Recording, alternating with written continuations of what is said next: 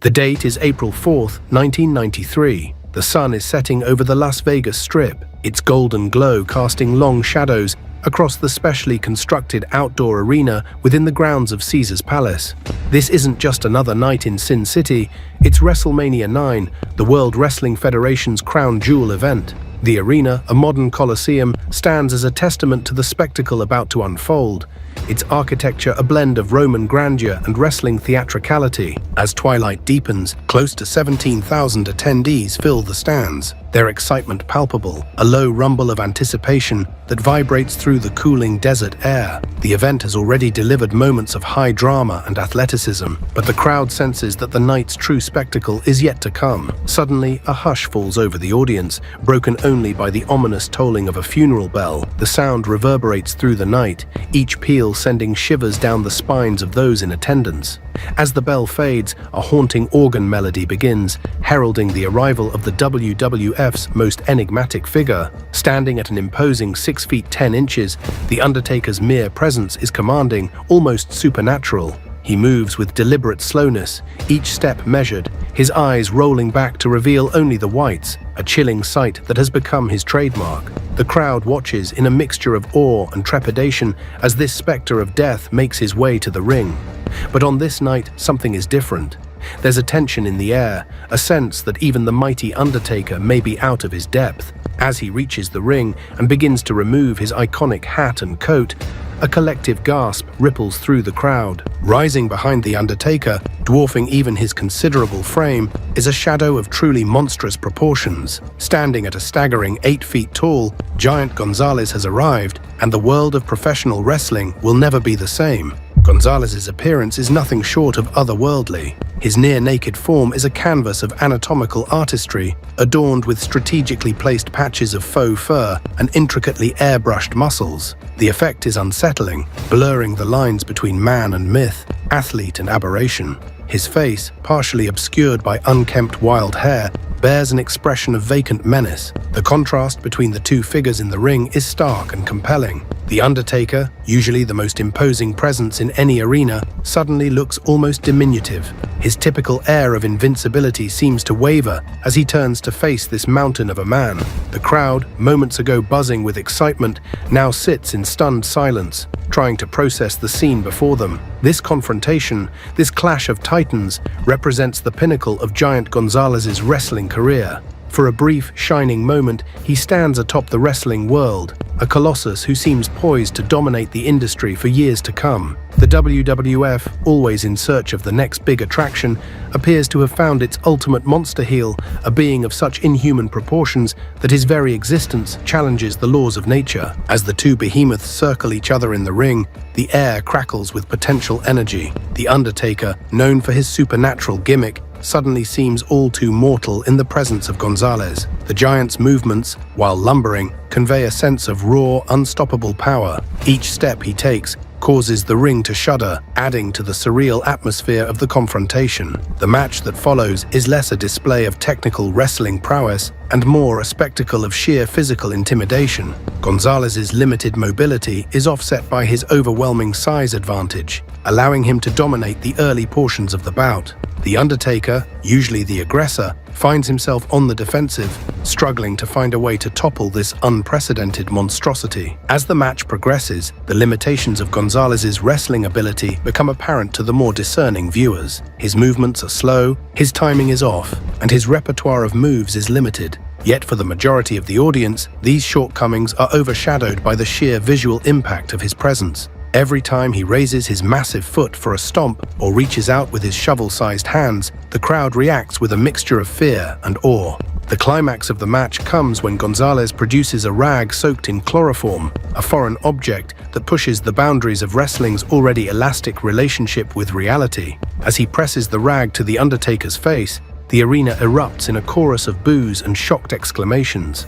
The referee calls for the bell, ending the match in a disqualification victory for The Undertaker. But even in defeat, Giant Gonzalez stands tall, an unvanquished beast who has pushed the legendary Undertaker to his limits. As he lumbers back up the entrance ramp, leaving chaos in his wake, It seems that a new era in professional wrestling has begun.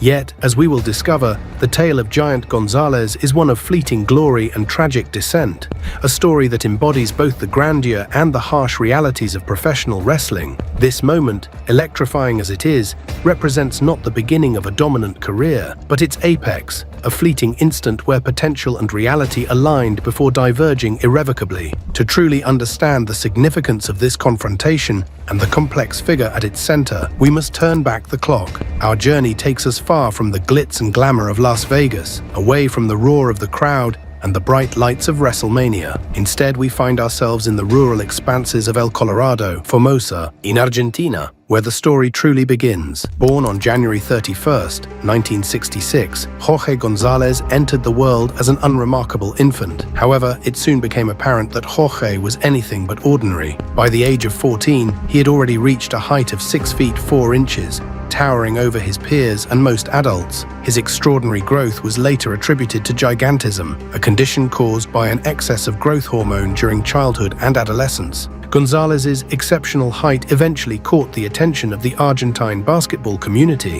In 1986, at the age of 20, he was recruited to play for the Argentine national team. Standing at 7 feet 7 inches by this point, Gonzalez's presence on the court was nothing short of spectacular. He participated in the 1988 Tournament of the Americas, where his towering frame drew gasps from spectators and opponents alike.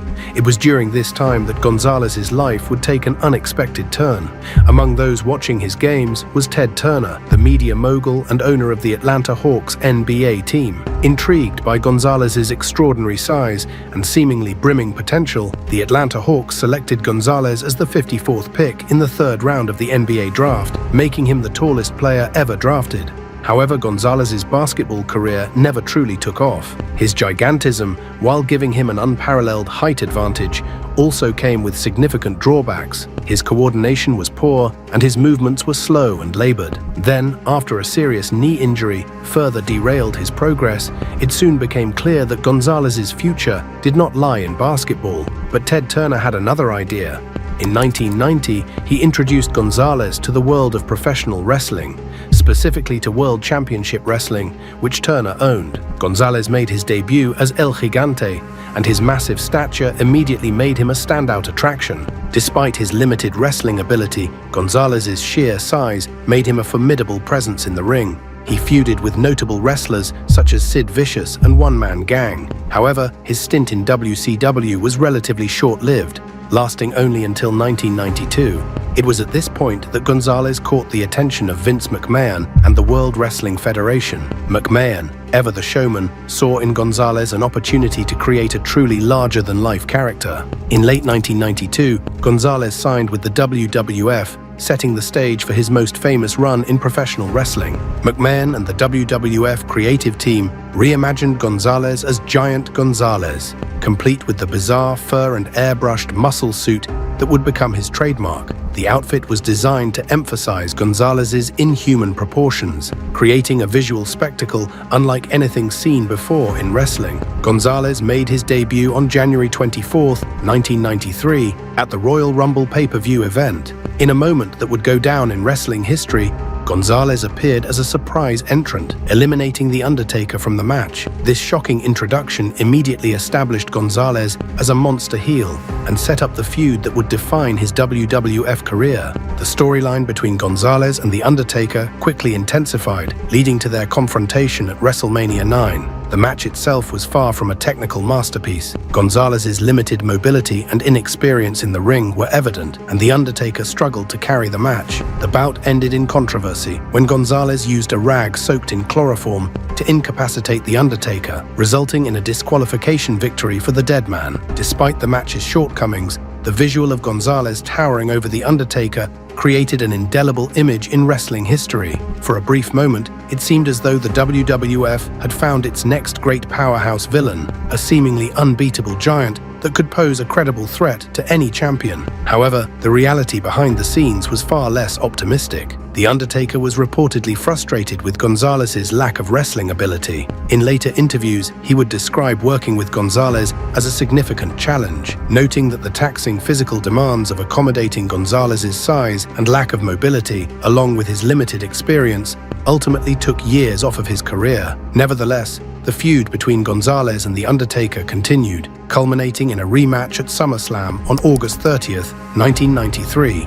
This Rest in Peace match saw a marginal improvement over their WrestleMania encounter, with The Undertaker emerging victorious after hitting Gonzalez with a top rope clothesline. Following the conclusion of his feud with The Undertaker, Gonzalez's WWF career quickly lost momentum. He had a match against Macho Man Randy Savage, and then he made his final appearance on Monday Night Raw in a 20-man Battle Royal match for the Intercontinental Championship. It was clear that the Federation was struggling to find compelling storylines for Gonzalez, and 3 days later, they announced he had left the company following the expiration of his contract. His departure was quiet, with little fanfare, a stark contrast to the spectacle of his debut. In just over a year, Gonzalez had gone from being positioned as an unstoppable heel to a footnote in WWF history. After leaving the Federation, Gonzalez's wrestling career entered a period of decline. He made sporadic appearances in various independent promotions, including New Japan Pro Wrestling, and he even managed to land a few minor acting roles. Yet his days as a major attraction were behind him. The wrestling world had moved on, and Gonzalez found himself struggling to find his place in it. As the 1990s drew to a close, Gonzalez's health began to deteriorate. The same condition that had given him his extraordinary height was now taking a severe toll on his body. He suffered from diabetes and experienced significant mobility issues, often requiring a wheelchair in his later years. Financial troubles also plagued Gonzalez in his post-wrestling life. The brief period of stardom he had enjoyed in the WWF had not translated into long-term financial security. In 2009, reports emerged that Gonzalez was in dire straits, unable to afford necessary medical treatment. His former manager, Harvey Whippleman, along with the Argentine Basketball Federation, extended crucial financial and material support to Gonzalez during his twilight years, providing essential household items, attire, and medical necessities. Despite these altruistic efforts, Gonzalez's health continued to decline, and on September 22, 2010, at the age of 44, Jorge Gonzalez passed away in his hometown of San Martin, Argentina. The official cause of death was listed as complications related to diabetes and heart issues. The news of Gonzalez's passing sent ripples through the wrestling community. Many who had worked with him, including those who had found him challenging to work with in the ring, expressed their condolences and shared memories of the gentle giant behind the imposing on-screen character. In the years since his death, Gonzalez's legacy in professional wrestling has been a subject of debate. Critics point to his limited in-ring ability and the often derided muscle suit as examples of wrestling's more outlandish excesses. Yet others argue that Gonzalez represents a unique chapter in wrestling history, a time when larger-than-life characters could capture the imagination of audiences through sheer spectacle. What's undeniable is the impact Gonzalez had on those who saw him perform. For many wrestling fans who came of age in the early 1990s, the image of Giant Gonzalez standing toe-to-toe with The Undertaker remains an unforgettable moment. It's a testament to the power of wrestling as a visual medium, where sometimes the mere sight of an extraordinary human being can create magic. Gonzalez's story also serves as a cautionary tale about the fleeting nature of fame in the world of professional wrestling. His rapid ascent to one of the premier bouts of Wrestlemania and equally quick descent into obscurity highlight the often brutal nature of the business. It's a reminder that for every enduring superstar, there are countless others whose moment in the spotlight is all too brief. In the end, the story of Giant Gonzalez is more than just a footnote in wrestling history. It's a human story of dreams, fleeting success, and ultimate tragedy. It reminds us of the ephemeral nature of fame and the importance of compassion for those who find themselves thrust into the limelight only to be just as quickly forgotten. May he rest in peace.